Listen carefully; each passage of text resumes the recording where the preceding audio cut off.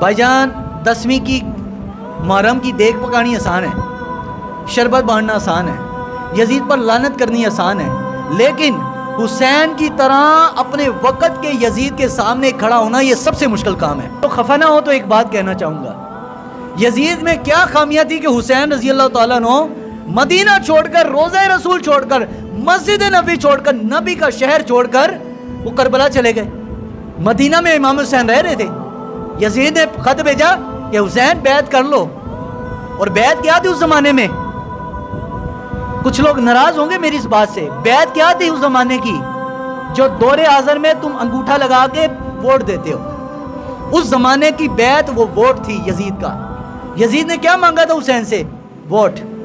Hussain vote दे दे, Medina में रह, नमाजें पढ़ा, लोगों को सीधा सीधा दीन बयान कर, हुकूमत के काम में दखल अंदाजी नहीं देना, मैं जो मर्जी करता रहूं।